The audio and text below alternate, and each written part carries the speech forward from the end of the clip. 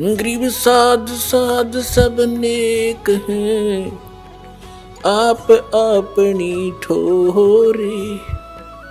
जो सतलोक ले जाएंगे वो साधु कोई और।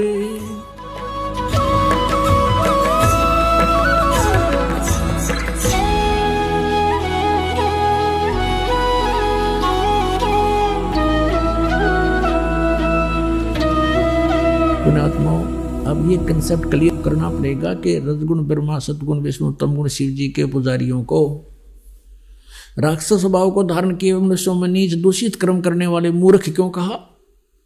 जैसे भगवान शिव यानी तमोगुण शिव की पूजा की थी रावण ने,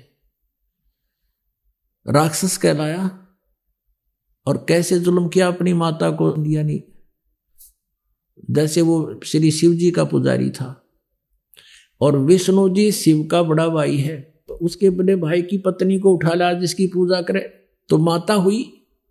अपनी माता को उठा लाया और पत्नी बनाने की चेष्टा कर रहा है, इससे भी नीच कोई कर्म होगा? शराब पीवे, दारू पीवे, मांस खावे हैं और फिर कैसा कुत्ते वाली मौत मारा गया। दूषित कर्म करने वाले मूर्ख आसुर स्वभाव को धारण किए राक्षस कहलाया आखिर में। फिर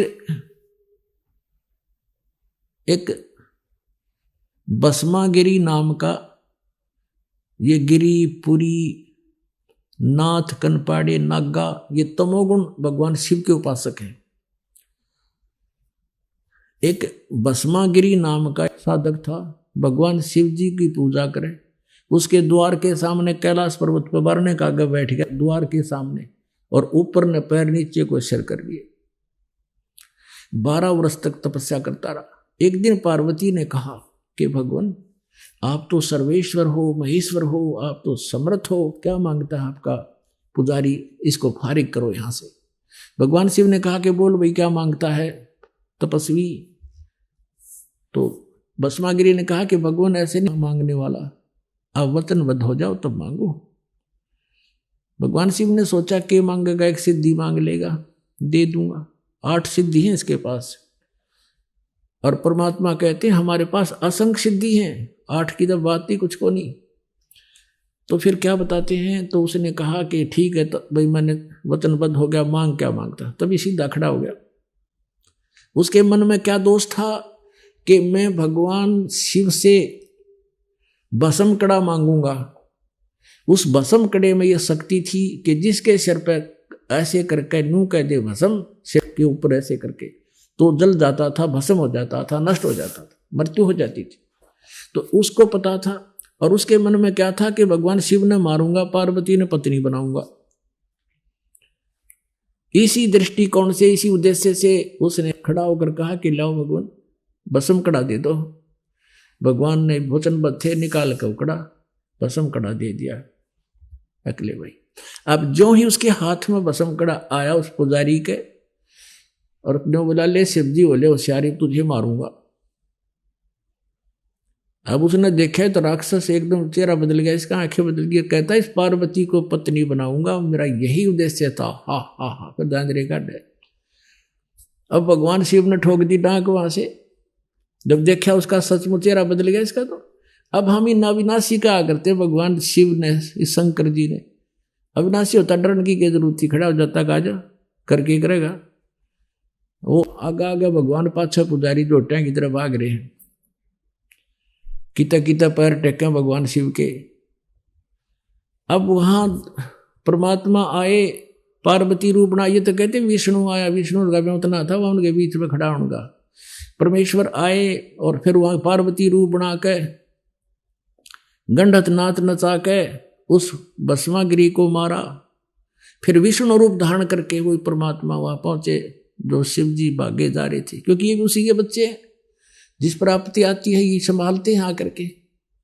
तो आगे जाकर खड़े हो गए विष्णु रूप में और कहा डट भाई डट, रुक जाओ। ने बोला बाजले विष्णु आ जा। पीछे राक्षस हमारे पीछे पड़ा हुआ, भस्म कड़ा मांग लिया मेरे से। तब भगवान विष्णु ने कहा कि ये तेरा कड़ा रहा, रुक ले। भगवान विष्णु रूप में थे, विष्णु ही कहेंगे हम। अब भगवान शिव का समझ में आवे नहीं कि भाई ये संकड़ा कहाँ से आ गया कि ये कैसे ला, नहीं जा जा आप जल्दी कर। वो शंकर जी कह रहे हैं कि कैसे प्राप्त किया, कि मैंने उसको मार दिया। वह राख दिखा ली जब जच्ची कि हो यू पड़ा इतना शेर, तब उसका काड़जा डटया, दिल धड़कना बंद हुआ भगवान शिव का। अब देखो वो दुष्ट इंसान, तमोगुण का पुजारी, शिव का पुजारी, और शिव को भगवान और उसकी पत्नी बुगले वाला ध्यान।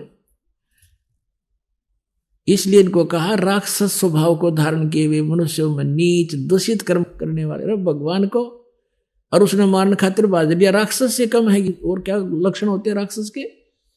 और दूषित कर्म अपनी ही माता ऊपर, यानी जो मान ले गुरु रूप में भी थे तो गुरु की पत्नी मां के तुल्य होती है, और उस पर नीत खराब कर रही हो। अब हिरण्यकशिपु ने रजगुण ब्रह्मा की तपस्या की थी, साधना की थी, पूजा की थी, और उससे सिद्धि मांग ली। सुबह मरू ना शाम मरू, रात मरू ना दिन मरू, ये वर मांग लिया। इससे तो हल्दी की गांठ से भगवान बन गया और अपने ही पुत्र प्रहलाद का शत्रु हो गया। इसे जुल्म गुजार दिया उस पुण्यात्मा पे, और कुत्ते वाली मौत मारा गया अंत में। राक्षस स्वभाव को धारण किए हुए मनुष्यों में नीच दूषित कर्म करने वाले ये मूर्ख, गीता ज्ञानदाता कहता मुझे भी ना बचते।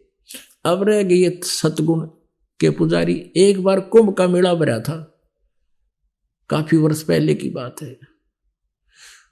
उसमें क्या होता है कि जैसे हर की पैड़ी हरिद्वार के अंदर कुंभ का मेला बना था, कुंभ की परभी लगी थी, तो वहां ये पहुंच जाते हैं। जैसे गिरी अलग से, पुरी अलग से, ये तमोगुण के उपासकों की भी अलग अलग कैटेगरीज हैं। गिरी, पुरी, सन्यासी, कनपाड़े, नागा और ये सरस्वती, ये सारे तमोगुण शिव के उपासक हैं। ये तो अलग अलग अपने ग्रुप में जाके इकट्ठे हो जाते हैं। और वैष्णव जो होते हैं भगवान विष्णु सतोगुण के उपासक हैं। वैष्णव भगवान विष्णु सतोगुण के उपासक हैं, वो वैष्णु अलग से इकट्ठे हो गए। और ये नागा भी भगवान शिव के तमोगुण के उपासक हैं।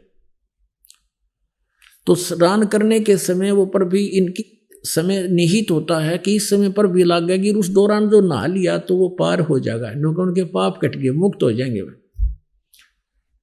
परमात्मा कहते हैं जिस जोड़ में तुम नहाने से मोक्ष मानते हो दरिया में, वो मछली, मेंढक और जीव जंतु पहले विद्वान थे, तुम्हारे ऊपर भी थे, पहले उसमें थे, वहां पर भी उसमें नहाए, वो फिर भी उसके अंदर रहे, वो मुक्त ना हुए।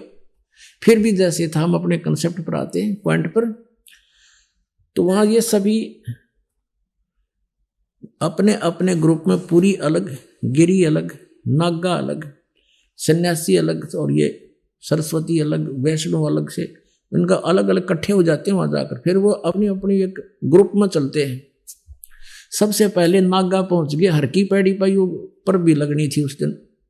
नागा पहुंच गए, पूरी हर की पैड़ियों पर छा गए, कोई हजारों की संख्या में थे, 50-60 हजार, और छा गए उड़े वहां के। पीछे से आगे वैष्णु सतोगुण भगवान विष्णु के उपासक, उन्होंने आकर कहा कि नागाओ तुम पहले स्नान नहीं करोगे, हम सर्वश्रेष्ठ हैं, भगवान विष्णु के उपासक हैं, तुम बाद में स्नान करना, प्रथम हम स्नान करेंगे।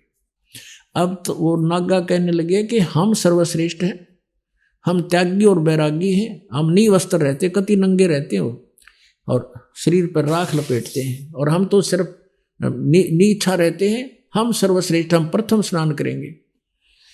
अब विष्णु जी के उपासक वैष्णु कहने लगे कि ओ शरड फरडो, तुम न नहाते न धोते, टट्टी के हाथ में ना धोते, आज तुम नहाने वाले बन गए, प्रथम नहाते हो, बाहर आओ, हम नहाएंगे पहले, हम सर्वश्रेष्ठ हैं, भगवान विष्णु के उपासक हैं, और तुम काहे के श्रेष्ठ हो, पशु की तरह नंगे फिरते हो।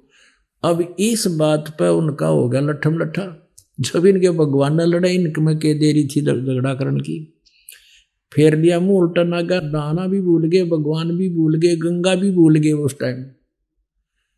और वहां कहते हैं आपस में इनकी तलवार निकल गई, तीर मारे, एक दूसरे को काटे, मुंह से काटे खावे।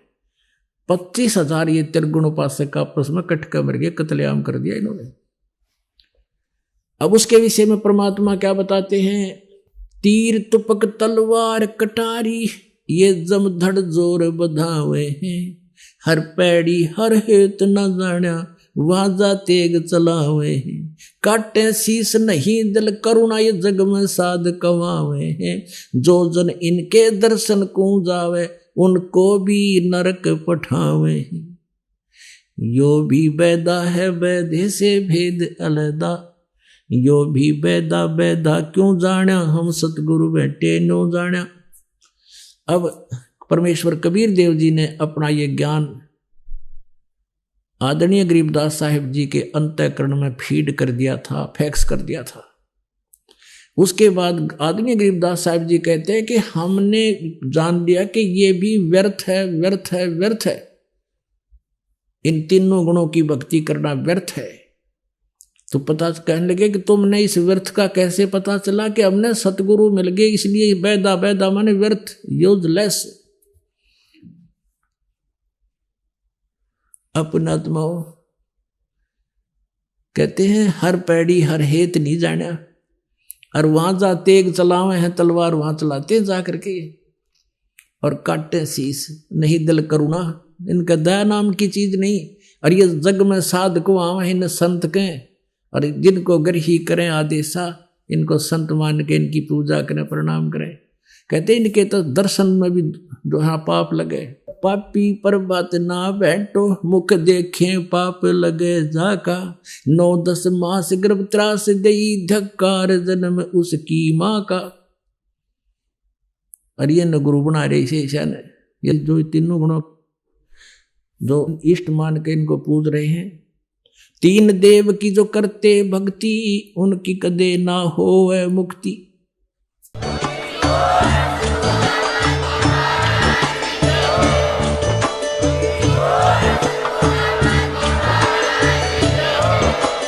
आप सुन रहे थे जगत गुरु तत्वदर्शी संत रामपाल जी महाराज जी के मंगल प्रवचन। अधिक जानकारी के लिए विजिट कीजिए हमारी वेबसाइट www.jagatgururampalji.org। संत रामपाल जी महाराज जी के शुभ आशीर्वाद से पूरे विश्व भर में 500 से भी ज्यादा नाम दीक्षा केंद्र हैं, जिन पर संत रामपाल जी महाराज जी द्वारा ऑनलाइन निशुल्क नाम दीक्षा दी जा रही है। अपने नजदीकी नाम दीक्षा केंद्र का पता करने के लिए संपर्क करें 8222880541।